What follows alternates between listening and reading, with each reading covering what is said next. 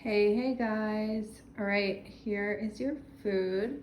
So starting with the brownies, I was able to make the second batch, which are the ones on top. So the bottom layer are the black bean brownies with black beans, gluten-free oats, sweetened with maple, chocolate chips, etc. And then the top one is sort of the more traditional where I whipped 3 eggs with some coconut sugar, and then I melted a dark chocolate. I used an 85% bar plus these like 100% cacao chips.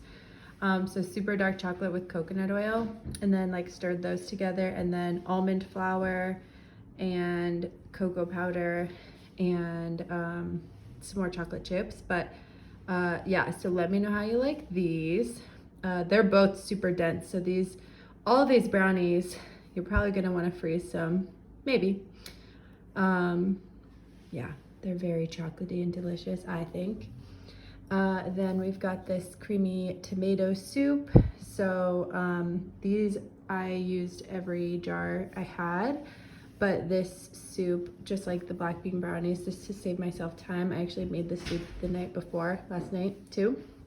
And I put it in glass and let it cool and put it in the fridge overnight.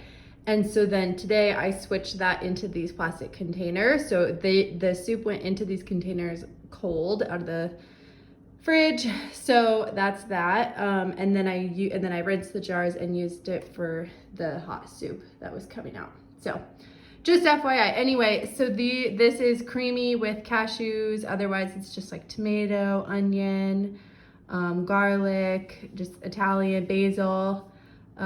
Simple.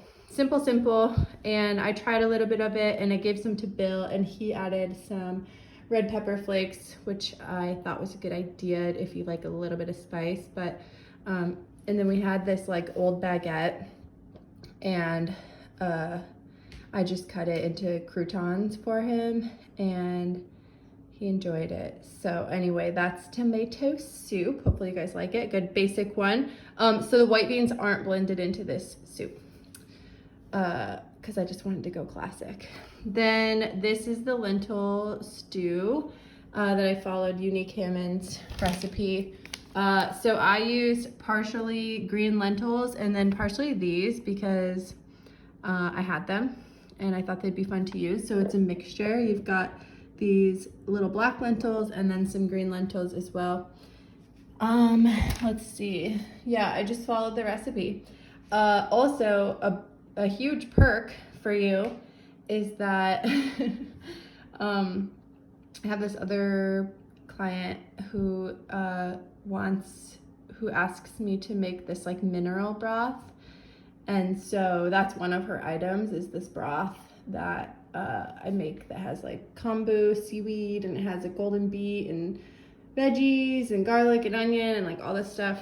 And so I used that broth or stock because I had extra of it. So that is what these soups are all made out of. So yay.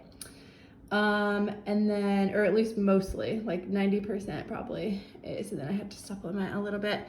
But anyway, then in these jars, we've got the white bean soup, which again, I followed the recipe for. I cooked the white beans, soaked them and cooked them the day before. I think they were the same brand as this one actually, but I can't remember for sure. But, and then the only thing I added to the soup, because I just felt like it needed something at the end, so I added chopped parsley and a squeeze of fresh orange juice, just because, yeah, just needed a little something at the end. And then lastly, we've got the kitchery. So I've made kitchery before.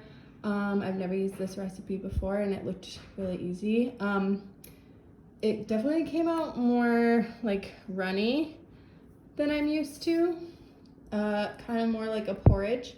And I added veggies at the end, just a little bit. I added some green beans and carrot.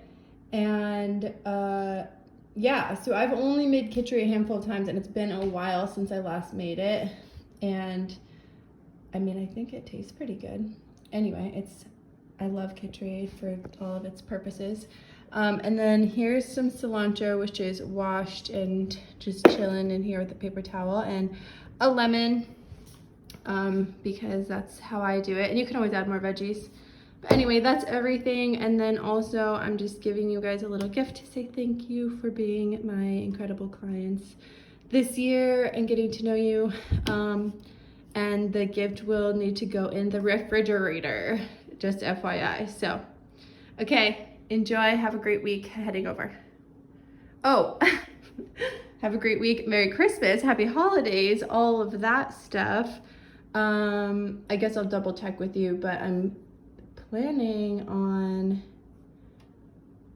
next week not cooking, and then maybe the following week I can, but I leave on the 30th, so I could switch you around because I have more flexibility because, you know, like people are out of town and stuff. So the week in between after Christmas and before I leave on the 30th, that could be a thing if you want. Otherwise, I'll be back on the 8th, which means I'll be ready to cook on, I think it's the 13th is the Thursday. But anywho, have a happy holiday season.